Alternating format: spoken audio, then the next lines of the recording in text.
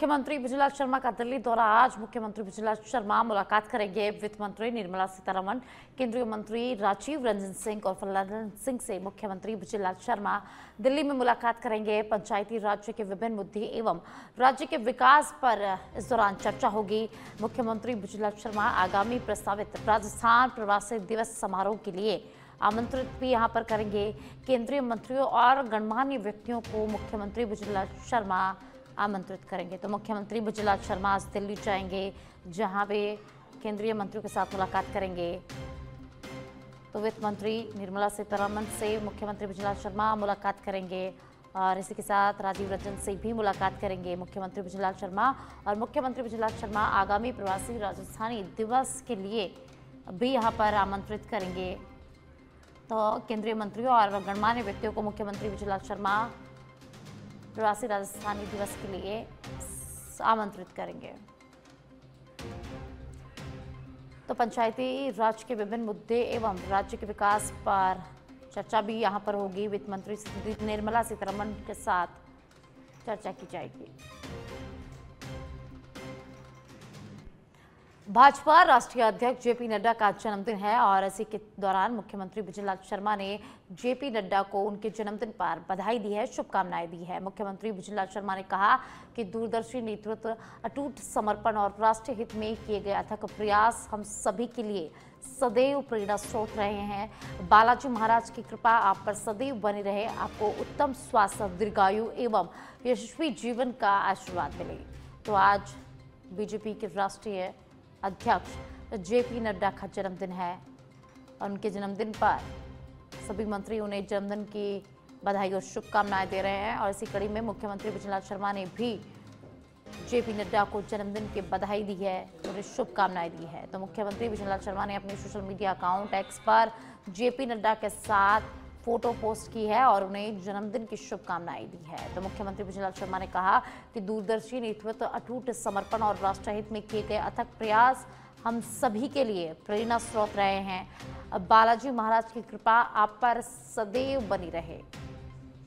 तो आपको उत्तम स्वास्थ्य, दीर्घायु एवं यशस्वी जीवन का आशीर्वाद मिले। तो मुख्यमंत्री भुजलाल शर्मा ने बीजेपी के राष्ट्रीय अध्यक्ष जेपी नड्डा को उनके जन्मदिन पर हार्दिक बधाई और शुभकामनाएं दी है।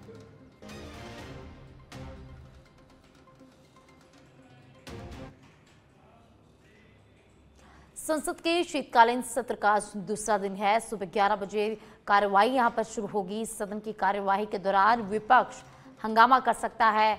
14 अहम विधेयकों को पास कराने की सरकार पर फोकस रहने वाला है। सरकार का फोकस रहने वाला है। 19 दिसंबर तक ये जो सत्र है वो चलेगा।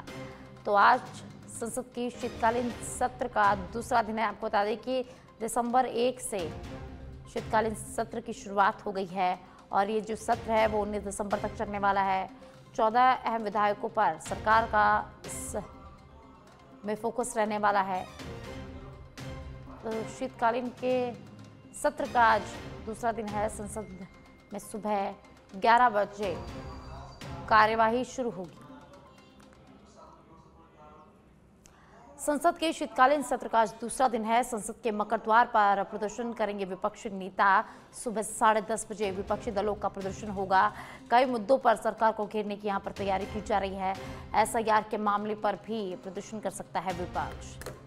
तो आज संसद के शीतकालीन सत्र का दूसरा दिन है और आज विपक्ष जो है वो मकर द्वार पर, संसद के मकर द्वार पर प्रदर्शन करेगा। कई मुद्दों को सरकार को घेरने की यहाँ पर तैयारी है। कई मुद्दों पर प्रदर्शन कर सकता है विपक्ष। एसआईआर के मामले पर भी आज प्रदर्शन किया जा सकता है। संसद के मकर द्वार पर विपक्षी नेता प्रदर्शन करेंगे।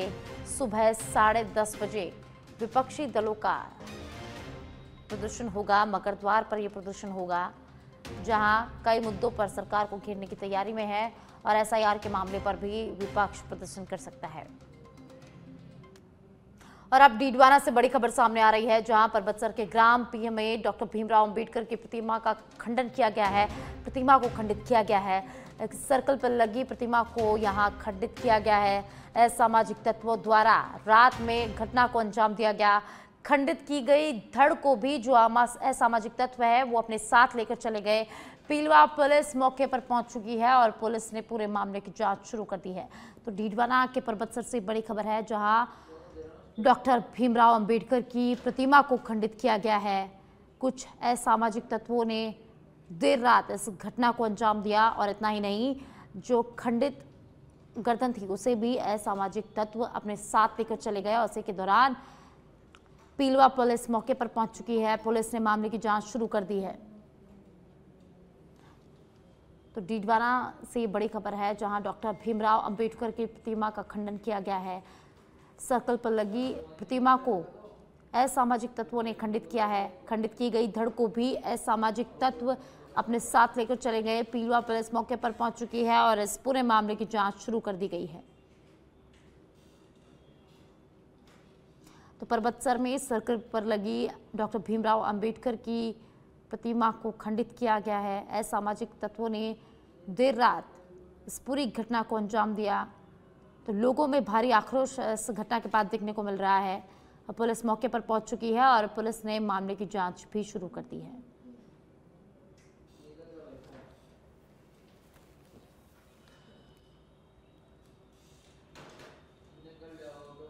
डीडवाना के परबतसर में ये बड़ी घटना सामने आई, जहां कुछ असामाजिक तत्वों ने डॉक्टर भीमराव अंबेडकर की प्रतिमा को खंडित किया। और अब जयपुर के चोमू से खबर है, जहां चोमू विधानसभा क्षेत्र में एसआईआर का काम कंप्लीट होने पर जश्न का माहौल देखने को मिला है। चोमू एसडीएम दिलीप सिंह राठौड़ ने सभी बीएलओ और कर्मचारियों को रात्रि भोजन पर आमंत्रित किया। एसआईआर का काम 100% कंप्लीट होने पर बीएलओ और कर्मचारियों ने जश्न मनाया है। चोमू एसडीएम दिलीप सिंह राठौड़ ने कर्मचारियों के साथ डांस भी किया और चोमू एसडीएम का डांस करते हुए वीडियो सोशल मीडिया पर अब जमकर वायरल हो रहा है। हालांकि सच भी धड़क इस वीडियो की पुष्टि नहीं करता है, लेकिन तस्वीरों में आप देख सकते हैं कि एसडीएम दिलीप सिंह राठौड़ जमकर डांस करते नजर आ रहे हैं। एसआईआर का काम कंप्लीट होने पर बीएलओ और कर्मचारियों ने जश्न मनाया।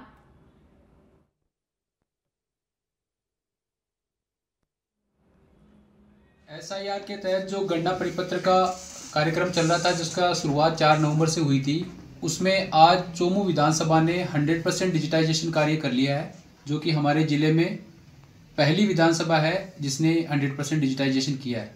इसके लिए मैं सर्वप्रथम चोमू के जागरूक मतदाताओं, हमारी टीम में अथक प्रयास करने वाले बीएलओ, उनके सहायक बीएलओ, उनके सुपरवाइजर्स और जो बैक एंड में ऑफिस में जो काम कर रहे थे, उन सभी कार्मिकों को तहे दिल से बधाई और शुभकामनाएं देता हूं और आप सभी का आभार प्रकट करता हूं कि आप सबके समन्वित प्रयासों से चोमू ने इस राष्ट्र हित के कार्य में महत्वपूर्ण भूमिका निभाते हुए 100% डिजिटाइजेशन किया है। एसआईआर राजकीय उप जिला अस्पताल चाकसू में अस्पताल प्रशासन की बड़ी लापरवाही सामने आई है। एक नवजात की मौत के बाद अस्पताल प्रशासन पर परिवारजन ने गंभीर आरोप लगाए हैं। उनका कहना था कि समय पर डॉक्टर नहीं मिलने से बच्चे की जान चली गई।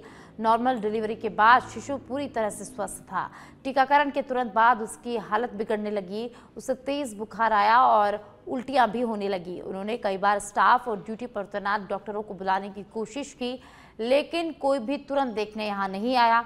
कई घंटों तक इंतजार करते रहे और मदद की गुहार लगाते रहे, मगर शाम तक हालत बिगड़ती चली गई और बच्चे ने दम तोड़ दिया। घटना के बाद स्थानीय लोगों में भारी नाराजगी देखने को मिल रही है। साथ ही कई लोग अस्पताल परिसर में इकट्ठा हो गए और प्रबंधन के खिलाफ कार्रवाई की मांग की गई। फिलहाल मामले की जांच जारी है और परिवार न्याय की मांग कर रहा है।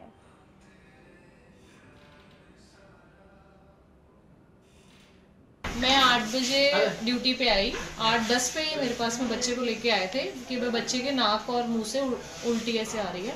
मैंने बच्चे को उसी टाइम पे फटाफट देखा और जब देखा तब बच्चे की पल्स नहीं चल रही थी। बच्चे का स्टेट लगा के देखा तो छाती में भी ना हार्ट बीट नहीं सुनाई दे रही थी, ना उसकी सांस वो दे रही थी। इमीडिएटली 1 सेकंड के अंदर ही मैंने बच्चे को ले जाके फटाफट सक्शन करके और बच्चे को इंट्यूबेट किया। जो हम सांस की नली के अंदर कृत्रिम ट्यूब डालते हैं, जो एंडोट्रेकियल ट्यूब, वो डाल दी। बच्चे का सीपीआर हमने उसी टाइम स्टार्ट कर दिया था। बच्चे को जो भी इंजेक्शन जो इमरजेंसी के होते हैं हमने लगाए, पर बच्चा सीपीआर ये बिल्कुल बच्चा शाम तक सुरक्षित था। डिलीवरी कहाँ हुई थी? कल 1 बजे यहाँ पे हॉस्पिटल हुई थी जी। उसके बाद में सुबह इसके टीका लगा, टीका लगाने के बाद में इसे बुखार आ गई। बुखार आने के बाद में इसके हमने ये दवा लिखवा है हरी मोहन जी को, ये दे दिए 6 बूंद बताया, 6 बूंदें दे दिए इसकी, इनसे बुखार नहीं उतरी। इसके बाद में हमने फिर वो या तो नहीं है वो जयपुर चले गए, वो ऐसे बोला कि मैं जयपुर हूँ, इसको ये दे दो, वो दे दो, ये दो। मैंने नहीं देखा, यहाँ पे कोई डॉक्टर है ना उसको दिखाया यहाँ पे, तो यहाँ आया पहले तो देखा डिलीवरी वाले को, तो वैसे वाला मैं नहीं समझता हूँ। व्यंजन द्वादशी पर मंदिरों में विशेष तैयारी, ठाकुर जी के पहनावे और भोग में आज से शीतकालीन बदलाव होने वाले हैं। गोविंद देव जी मंदिर में गर्भगृह में अंगीठी और हीटर सेवा शुरू की गई है। ठाकुर जी को मफलर, जुराब, दस्ताने और शॉल से सुसज्जित किया गया। मंगला झांकी के बाद पंचामृत हुआ, अभिषेक किया गया, नई पीली अंगरखी धारण की गई। कुल 101 व्यंजनों का विशेष भोग, 56 भोग के साथ 25 कच्चे भोग, खिचड़ा, बड़े और राधा रानी का प्रिय अरबी भोग मुख्य आकर्षण का केंद्र रहा। मोतीडूंगरी, गणेश जी, सरस निकुंज, राधा दामोदर जी समेत कई मंदिरों में उत्सव का माहौल देखने को मिला। जालोर जिले के आहोर पुलिस थाने के वांछित अपराधियों ने पुलिस की लंबी परेड करवाई। मामला आहोर थाने का है, जहां पुलिस की सड़क पर नाकेबंदी चल रही थी। उसी दरमियान गाड़ी में सवार आरोपियों ने पुलिस को देख मौके से गाड़ी को दौड़ाया और वहीं आरोपी पुलिस की नाकाबंदी को तोड़ वहां से फरार हो गए। मामले को लेकर आहोर पुलिस के जवानों ने आहोर से आबू रोड तक गाड़ी का करीब 150 किलोमीटर लंबी दूरी तक पीछा किया। इस दौरान आबू रोड में कुछ लोगों ने गाड़ी को रोकने का प्रयास भी किया, फिर भी गाड़ी में सवार आरोपी ने रिको थाना क्षेत्र के सांतपुर ब्रह्मापुरी कॉलोनी के पास सुनसान इलाके में पुलिस को देख गाड़ी को छोड़कर खेत में से होकर मौके से फरार हो गए।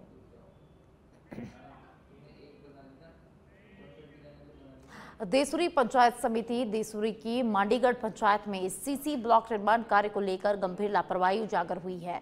पंचायत ने श्रमिकों का मस्टर रोल जारी किया था, लेकिन श्रमिक कार्यस्थल के बजाय सरपंच लखमा राम जाट के खेतों में काम करते मिले। वही मामले का वीडियो सोशल मीडिया पर वायरल होने पर ग्राम विकास अधिकारी मौके पर पहुंचे। जानकारी के अनुसार पंचायत के पूर्व वार्ड पंच दरगाराम ने आरोप लगाया कि प्रशासक लखमाराम जाट ने सीसी ब्लॉक निर्माण में लगे 9 श्रमिकों को खेत में फसल कटाई और चारा निकालने के लिए काम में लगा दिया। शनिवार और रविवार को श्रमिक खेतों में कार्य करते नजर आए, जबकि मैट में ऑनलाइन उपस्थिति दर्ज की गई थी।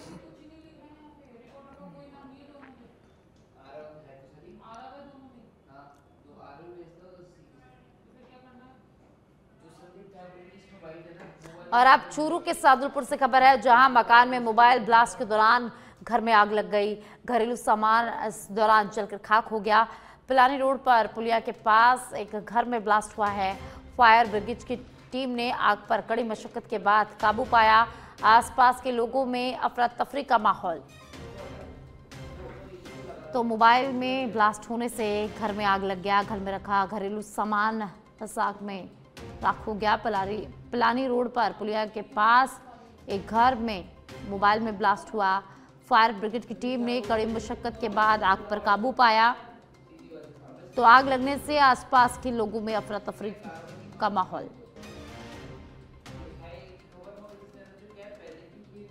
तो चूरू के सादुलपुर से एक खबर है, जहां मोबाइल ब्लास्ट होने के कारण आग लग गई। मोबाइल ब्लास्ट होने के कारण एक घर में आग लग गई। आग लगने से सारा घरेलू सामान जलकर राख हो गया। सूचना मिलने पर दमकल की गाड़ियां मौके पर पहुंची और कड़ी मशक्कत के बाद आग पर काबू पाया गया। पिलानी रोड पर पुलिया के पास स्थित एक घर में यह ब्लास्ट हुआ है।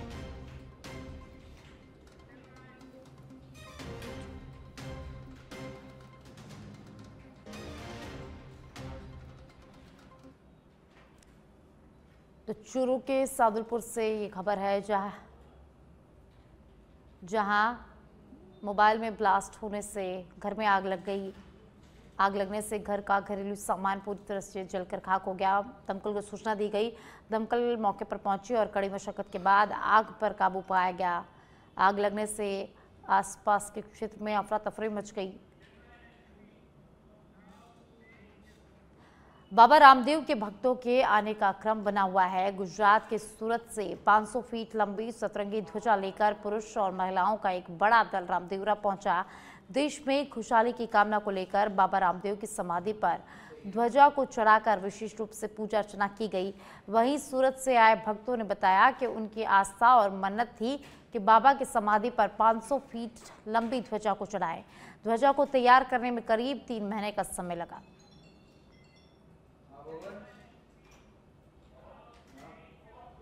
जालोर के भागोड़ा के मुख्यालय पर नया खेड़ा में वर्षों पुरानी पेयजल टंकी जर्जर होकर गिरने की कगार पर पहुंच चुकी है। टंकी से लगातार सीमेंट और पत्थरों के टुकड़े टूटकर गिर रहे हैं, जिससे आसपास रहने वाले लोगों में भय का माहौल बना हुआ है। यहां लोगों की आवाजाही भी रहती है। ऐसे में हादसे का खतरा यहां पर और बढ़ गया है। ग्रामीणों का कहना है कि टंकी पर लगी लोहे की रेलिंग पूरी तरह से टूट चुकी है। कई हिस्सों में सीमेंट उखड़ चुका है और दिन भर छोटे बड़े टुकड़े नीचे गिरते रहते हैं। विभाग के वर्षों से मरम्मत नहीं कराने से टंकी अब पूरी तरह से खस्ताहाल हो चुकी है। ग्राम पंचायत के प्रशासक सुखी कंवर ने बताया कि जर्जर टंकी को गिरने के लिए 2 बार प्रस्ताव तैयार कर लिया गया है और जिला कलेक्टर के कार्यालय में भी भेज दिया गया है। वहीं फेड के एएन कमलेश कुमार ने बताया कि टंकी को गिराने की स्वीकृति मिली है। गिराने को लेकर एस्टीमेट भिजवाया हुआ है। टेंडर की प्रक्रिया के बाद गिराने की कार्रवाई शुरू की जाएगी।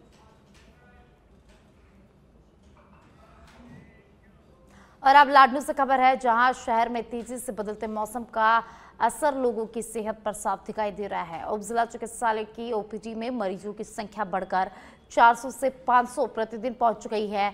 डॉक्टरों ने सर्दी, अनुमान, जुकाम, वायरल बुखार, डेंगू, मलेरिया और हार्ट अटैक के मामले में अचानक बढ़ोतरी यहां पर हुई है। डॉक्टर चनाराम चौधरी ने बताया कि तापमान में उतार चढ़ाव संक्रमण को बढ़ा रहा है।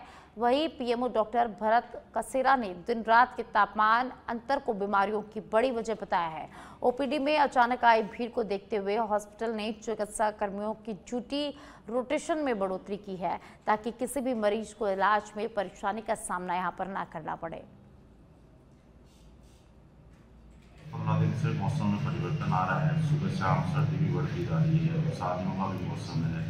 लोग अपना स्वास्थ्य का ख्याल भी नहीं रख पा रहे हैं, चेंज मौसम पर भी जागरूक भी नहीं है। तो पिछले 10-15 दिन में खांसी, जुकाम, बुखार, सांस में दिक्कत, बच्चों में निमोनिया, इस तरह के केसेज में काफ़ी वृद्धि हुई है। देखिए अभी जो पिछले 10 और अब बीकानेर से खबर है, जहां गोचर और संरक्षण आंदोलन कलेक्ट्रेट पर 151 वैद पाठी करेंगे रुद्राभिषेक और गोपाल गोयक का आयोजन। संत समाज के साथ गोभक्त का अनूठा विरोध प्रदर्शन यहां पर होगा। गोचर भूमि अधिग्रहण पर रोष जताएंगे। बीडीए अधिग्रहण से गोचर को मुक्त करवाने की यहां पर मांग की जा रही है। महामंडलेश्वर सरजूदास महाराज, पंडित राजेंद्र खिराडू सहित संत इस दौरान शामिल रहेंगे। तो बीकानेर से खबर है, जहां कलेक्ट्रेट पर 151 वैद पाठी आयोजन होगा। और अब भरतपुर के रुदावल से खबर है, जहां भरतपुर जिले की डुमरिया ग्राम पंचायत ऐसी है जहां ना तो पंचायत मुख्यालय केंद्र है और न ही गांव के लिए कोई रास्ता। वहीं ग्राम पंचायत का हेडक्वार्टर भी नगलातुला गांव में स्थित है, जबकि ग्राम पंचायत का नामकरण डुमरिया गांव के नाम पर है। बात अगर विकास की जाए तो विकास के मामले में डुमरिया गांव काफी पिछड़ा हुआ है। गांव के पथरीले रास्ते एवं कीचड़ से भरे हुए गड्ढे गांव के बदहाली को बयां करते हैं। कल 4 तारीख को मेहमदपुरा गांव से बारात आवेगी। अब बताओ ये मुख्य रास्ता बारात जाने को आप देख रहे हैं, बताओ कैसे बारात जाए, कहाँ के निकाले, बड़े परेशानी में। और विधायक साहब ने पूरे गांव ने वोट दिए, बाकी कोई सुनवाई ना है। और गांव का सरपंच है, बात तो कह चुके, पर कोई सुनवाई ना। साहब देख लो आप, पूरी जनता परेशान है। कल 4 तारीख को और यह खच्चा तो बहुत परेशान है। हम रात को कोई काम पर है गांव में तो आवे की गेल बिल्कुल बंद है, वो बहुत परेशान। और यह खच्चा तो बहुत परेशान है। हम रात को कोई काम